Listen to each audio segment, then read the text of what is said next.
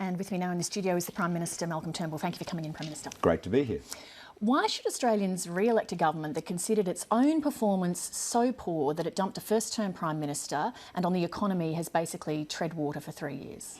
Well, we have a national economic plan, Lee, for jobs and growth, and we have delivered elements of that plan already.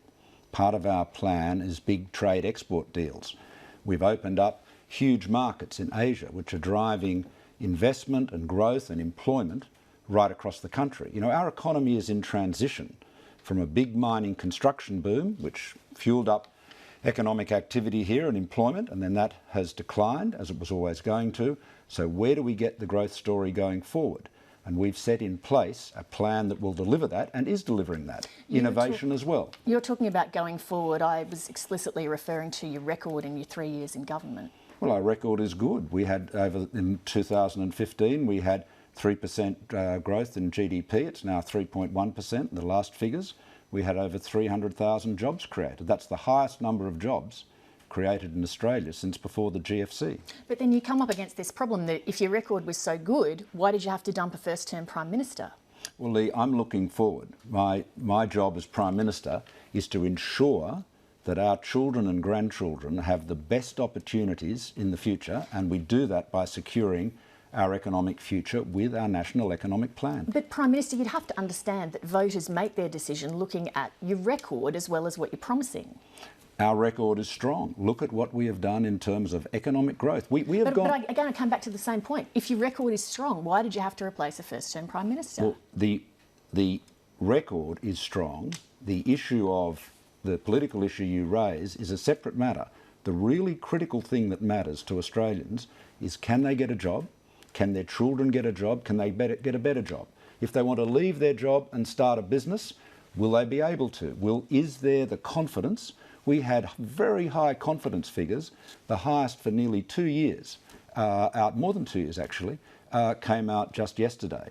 So what we're seeing is strong business confidence, strong levels of employment growth, and that's because my government's economic plan is working. But I need 3 more years to complete it, and that's what I'm seeking from the Australian people. What is your one signature achievement as a government? Well, our one signature achievement overall is that strong economic growth. That is at the end of the day, Lee, some people have got comfortable jobs and feeling happy and certain in their destiny. Many Australians are concerned about the security of their job, the prospects for their business, the security for their children's jobs. Everywhere I go, people talk to me about the prospects for their children.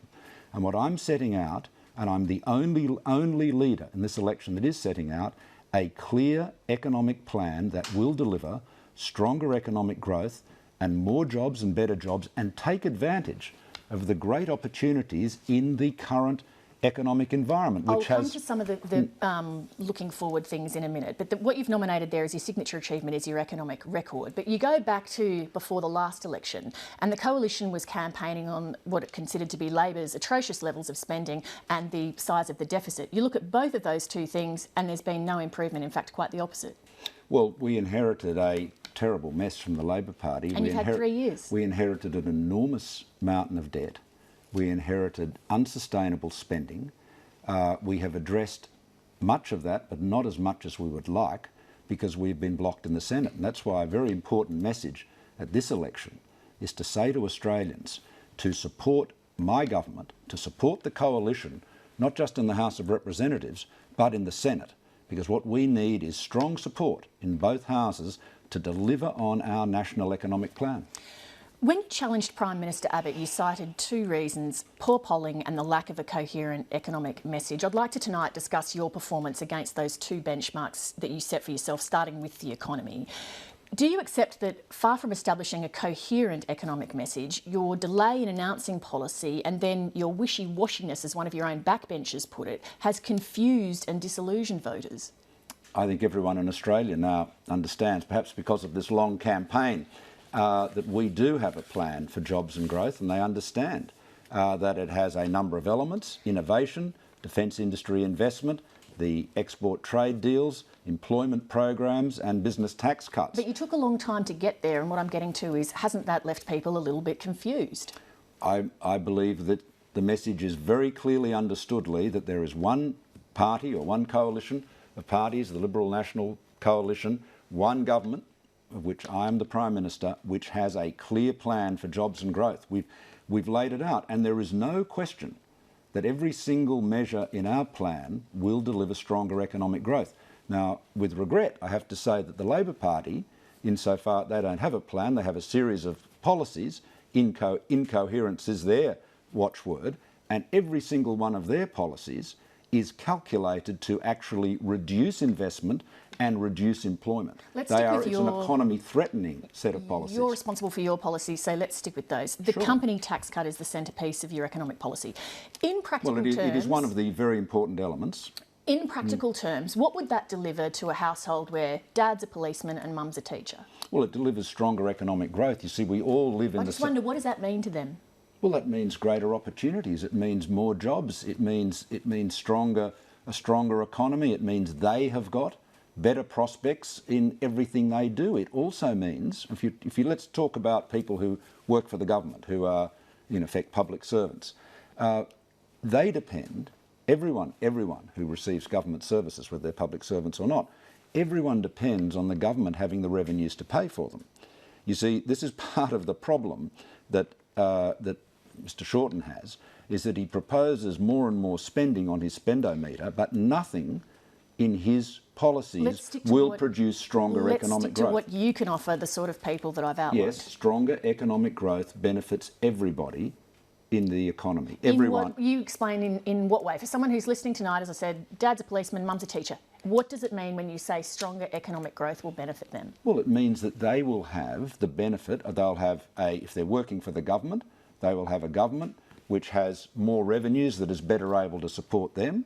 If they're not working for the government, and I know I'm here at the government broadcaster, but most people don't work for the government, most people work for business, a stronger economic growth, stronger economy means better prospects for the business and better prospects for the employees of that business. That's why every dollar of tax cuts produces $4 of extra value in the economy, in GDP, and most of that, between 2/3 and 3/4, goes to labour or employees. And Chris Murphy confirmed that today. But it's very well understood, and by the way, was very well understood by Mr Shorten only a few years ago, not to speak of the great Labor Treasurer and Prime Minister Paul Keating. Your company tax cut, though, it'll be slow to make an impact because it's going to be rolled out over 10 years. That's actually part of the design. Let me explain. But then, so for the people I'm talking about, when are they going to see the benefits of that? Well, let me explain. The company tax cut over the first 3 years benefits companies with turnovers up to $10 million, then 25, then 50. And then after that, it goes to 100, 250, 500, $1 billion, and then it doesn't actually get to the really big companies for 8 years. Okay? Now, why have we done that? We've done that because larger companies make longer-term investment decisions. You see, the reason you reduce company tax is to increase the return on investment so people will invest more. We want more investment. A big company investing today is looking to make a profit on that investment years down the track. So what we can do is, by giving that signal that company tax is coming down in the future, they will make investment decisions now, in the here and now. So you get the benefit of the increased investment now, even though the company tax cut is down the track. I'm just not sure. Does that message, though, connect with people who struggle to pay for childcare, who go to the emergency room at the hospital and they have a long wait, who it takes them an hour to commute to work? I'm just wondering if the way you frame that message actually connects with people. Well, everybody knows that their prosperity depends on the prosperity of their employer. And if they're working for a business, as most people are working in the private sector, they want to know that their business is doing well, that the company they're working for is investing, is growing, is able to retain more of its earnings and put more of it back into the business. You see, everything we're doing is going to encourage more investment. And I know you don't want me to refer to the Labor Party, but I do have to note that their policies will discourage investment. They are taxing investment, and that will reduce investment and it will reduce jobs. You keep bringing up the Labor Party, so let's talk. Well, it is a two-horse race. Let's talk about them. Why do you keep exaggerating in the language that you use around them? You say, for example, that they're declaring a war on the family businesses of Australia, that they want to stand in the way.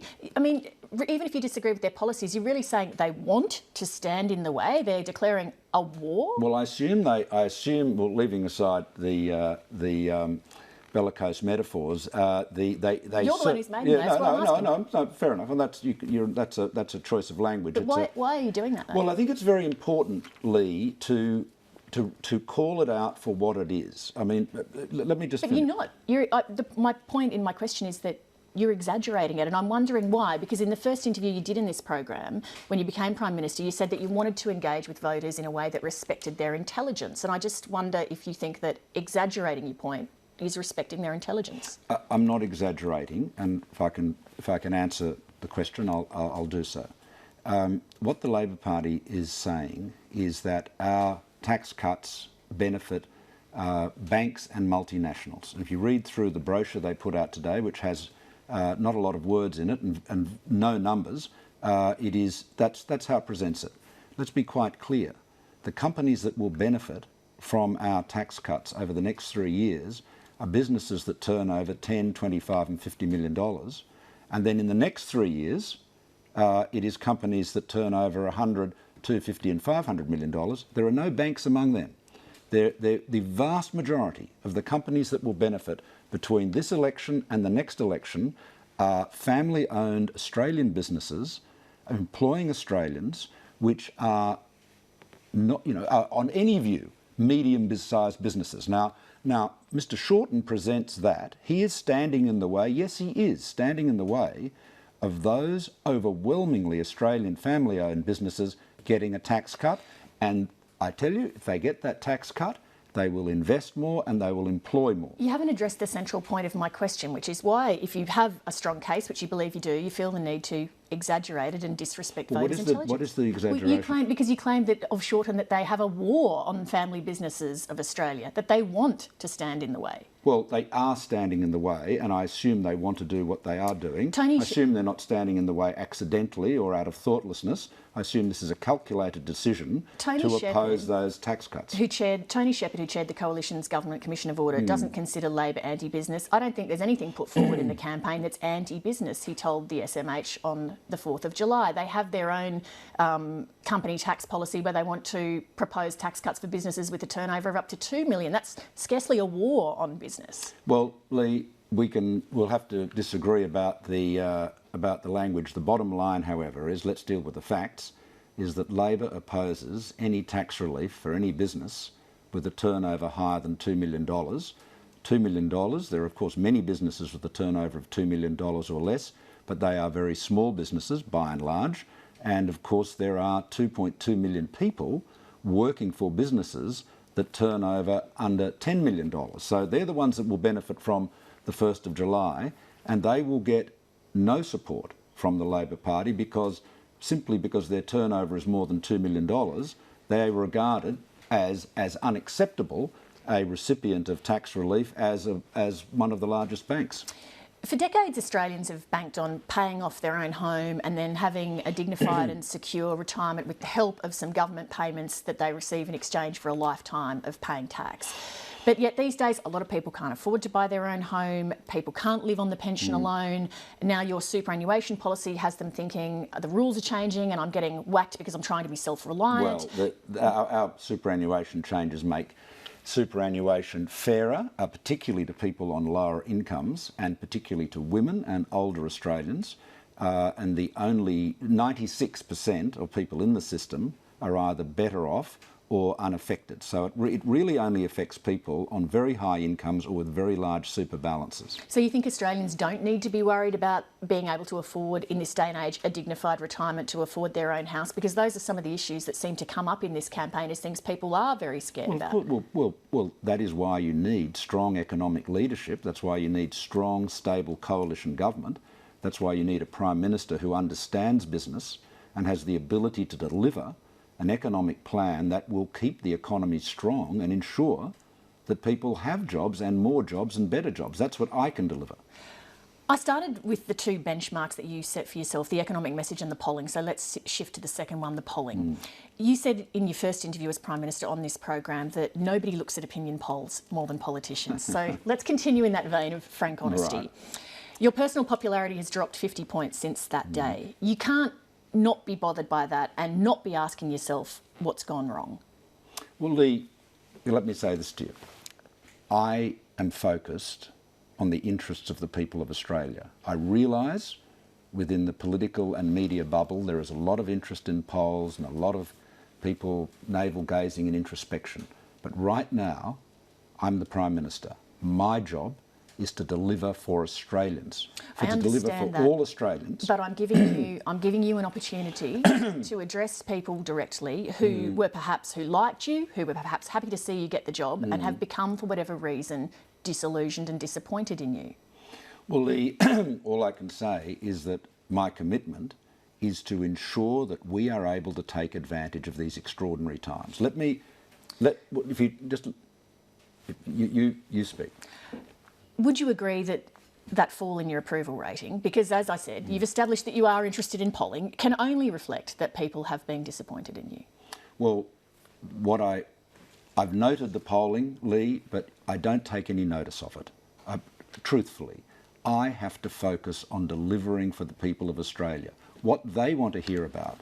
The viewers that are watching us tonight want to know how I am going to ensure that we have a strong economy, that their children and grandchildren can get good jobs, that they can maintain their good jobs, that if they want to move into a business of their own, they'll be able to do so. They want to know that government has the revenues to pay for the hospitals and the schools and the roads. That's what they want to know, and that's what I'm focused on. And I really am not, I'm not very interested at all in opinion polls. I'm focused on doing my job as Prime Minister. Other people can comment on polls. But I think people watching this also want to know that you're listening to them, and what those polls tell you is that there's something that you're doing which they don't like. Well, why don't you ask me a question about it? Well, I am asking you a question about what do you think has happened that you have lost that ginormous chunk of approval? Lee, I'm not going to be drawn into that kind of introspection. My job is to focus on the needs of Australians, other people. You and I can have this discussion. It might be interesting, but the viewers that are watching us tonight, they want to know how the plan I'm laying out is going to enable Australia to succeed. I mean, let me just describe the situation we're in. We are a high-wage, generous social welfare net first world economy. We're in a global economy that is growing rapidly, particularly in our region. There are enormous opportunities. We have opened them up as never before with our free trade agreements. That's a fact. And that's driving jobs right across the country. We are making a successful transition from the inevitable downturn of the mining construction boom. But we can't take economic growth for granted.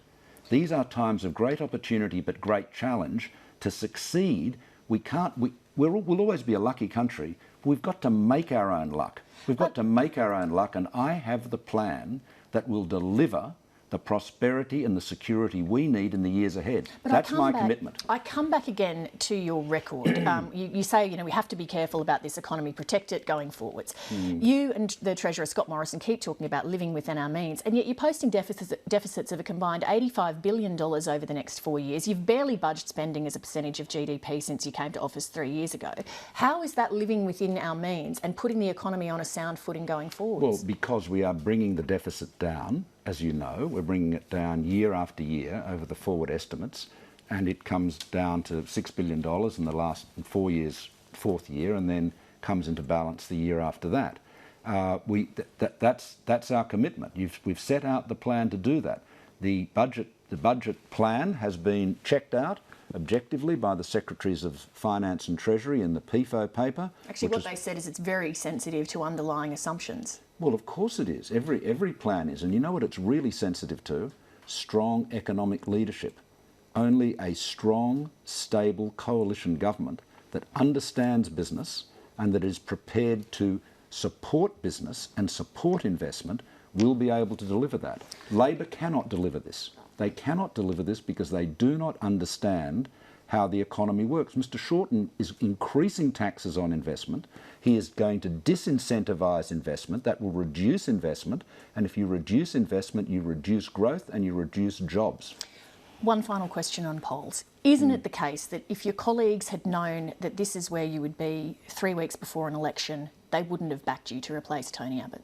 Well, Lee, again, you're interested in me, and I thank you for your interest. You are the Prime Minister. I am the Prime Minister, but I'm interested in the people of Australia. All right, let's do a quick whip around on a number of other issues before we run out of time. On same-sex marriage, if you are re-elected and the plebiscite cannot get through the Senate because of the multiplicity of crossbenchers there, will you then put the issue to a conscience vote on the floor of the Parliament? I have no doubt the plebiscite will be passed through the Senate. Really? Why? Oh yeah, well absolutely. If you look at there is overwhelming support in the community for the plebiscite. People actually quite like the idea of having their own say in it. Attitudes in Parliament don't mirror attitudes in the community on this issue. You'd be amazed. Politicians are quite sensitive to public opinion, even as reflected in opinion polls.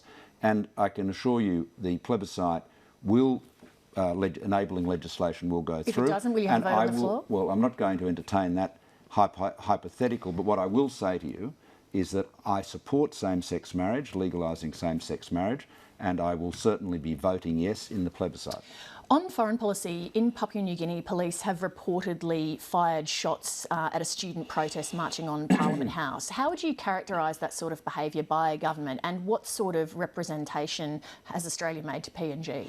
Well, the facts are not all known, and I have spoken to Prime Minister O'Neill today. I called him earlier. We spoke earlier today, and he told me that a number of people have been wounded in the demonstration or riot, as he described it. He said the matter is being handled by the police. He said he told me nobody had been killed, that the injured people are in hospital and in a stable condition. Now that's the latest information I have from Prime Minister O'Neill, but obviously our High Commissioner is keeping us abreast of it, and we obviously will continue to offer support to the PNG government in terms of the administration and training of their police. The Prime Minister O'Neill has said there will be a commission of inquiry into the incident, but he said to me that he's leaving the handling of the matter to the police. And do you think that's a credible approach? The matter is being... I can only report to you what the Prime Minister has said to me. At this stage, Lee, we don't have... as you know, there were reports, indeed on the ABC, that a number of people have been killed. According to the Prime Minister, that's not the case. I think I'll await a clearer insight into what has actually occurred before I make any other comments. Hillary Clinton is now officially the Democrat candidate for US President. Is it safe to say that a Turnbull government would prefer to deal with a Clinton administration than a Trump White House? Well, you may very well say that, but I couldn't possibly comment. We will, of course, deal with whatever administration the American people in their wisdom elect. But I do have to say, I think it is a matter it's a matter for celebration that a woman has been is about to be endorsed as the presidential candidate of a major of one of the American parties. As I said earlier in the week at a Engineers Australia function with women engineers and innovators, I said girls can do anything. Well, girls are doing one more thing, and so grandmothers can do anything too. So that's another great achievement. I'm without taking any sides in the election, and obviously it's not for me. Frankly, we don't have a say in it. We will work with whoever the American people elect. But it is good. It is good to see a woman being nominated or about to be nominated by the Democratic Party. Prime Minister, you've said you'll do 2 interviews during this campaign, so we'll see you again before voting day. Yes, you'll see me again at least one more time. Thank you very much for your time. Thank you very much.